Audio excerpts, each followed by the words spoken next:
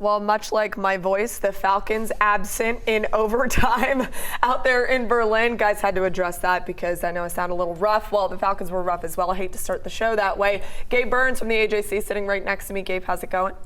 It's going fine. It's going a lot better for me personally than it is for for the Falcons. So I'll take it. Yeah, and Grant and I have already talked about the Falcons ad nauseum. You had 2 hours of a post-game show. Grant McAuley over there talks all things Falcons and Braves, of course. How would you even assess what happened in Germany?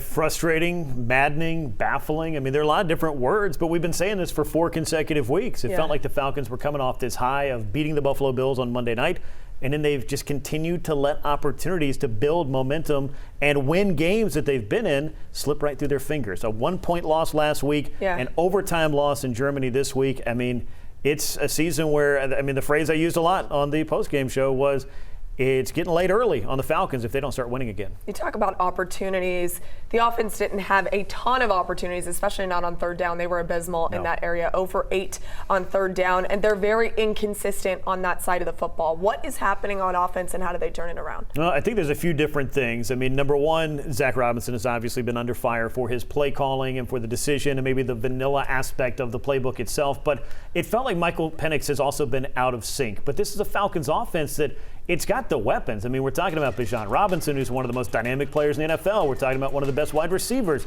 in the NFL in Drake London, and many more, a cast of more than that. But for Penix, it doesn't seem like he's been able to execute at that level. He took this loss very hard from what we heard on the postgame show. But let me give you a stat that really tells you all you need to know about the Falcons offense. 7 of 10 Michael Penix in the first half with a touchdown. 7 possessions from the third quarter on. 5 complete passes for Michael Penix. It was that kind of frustrating day. You got to have more than that for whatever the reason, and whoever it is to blame, which, spoiler alert, is more than one person. Yeah, you knew that when you gave the keys to Michael Penix Jr., because he is a young quarterback, you were going to have some growing pains with him at quarterback. But today, you kind of mentioned some of those stats. He was 12 for 28, 177 yards. He had negative rushing yards.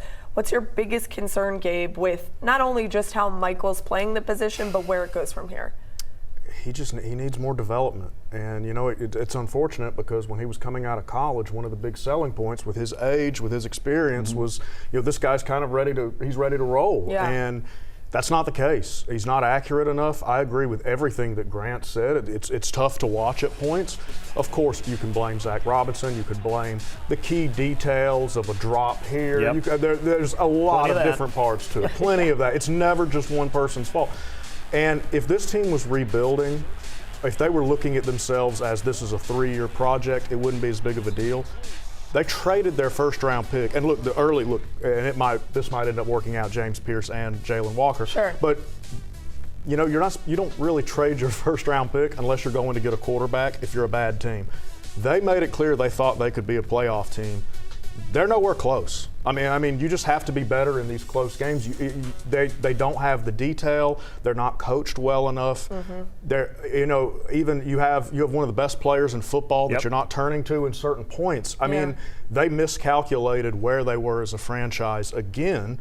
Because if you are going to be a playoff level team, some of these games, like especially the game last week, you have to win that game. I mean, so the bottom line is they're not good enough, and they thought going in that they were better than they are. Falcons, by the way, now 3-6 on the year, and if you were not keeping track with this, they have never made the postseason when they start 3-6 or worse. So that is an abysmal statistic. You're looking at a team most likely not going to make the playoffs. Things have been crazy in the NFL. You never know.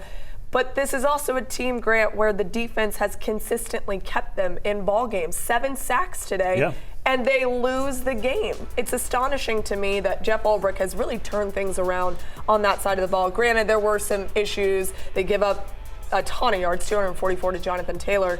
But they're always doing enough to keep you in a ball game.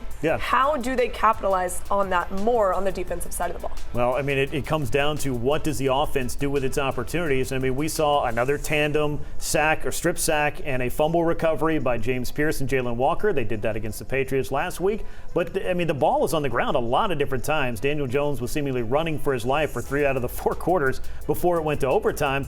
And the Falcons weren't able to capitalize on that. Offensively speaking, though, they've just got to find find more points. You go back and look at Penix when he got his 3-game sample last year to start. They averaged 32 points per game with Penix. They've scored more than 25 one time this season. He's played all but one game. So this offense has some issues, I think, that go beyond Michael Penix. I think it comes down to scheme, a lot of execution, and a lot of missed opportunities. They've got to clean that up. You got to score more points than the other guys. That's what this comes down to. Yeah, and I think what's frustrating for a lot of Falcons fans is after every game they hear we're going to find ways to fix this. Yet each and every week we're seeing kind of a regression on some area of the football team, whatever it may be. Yeah.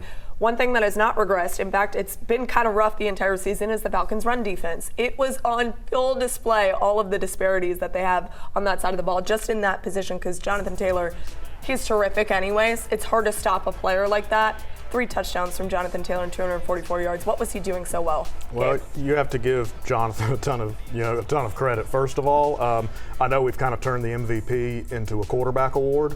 He should be in that discussion. He has been absolutely awesome. You need to know your assignment. You need to bring guys down. They had plenty of opportunities to bring him down, Yep. and they just didn't do it. And again, like, the defense has been better than we thought it would be. It's kept them in these games, but this is the kind of stuff we're talking about when we just say that you're just not good enough to be a playoff team. If it's not one thing, it's another. You're right. And if it's not one thing, it is more than another, I Yeah. think, for this team, which is incredibly frustrating. One thing, really quickly, the NFL trade deadline came and went, Grant, and the Falcons, they did nothing. We saw some blockbuster trades around the NFL, but the Falcons, they stood pat.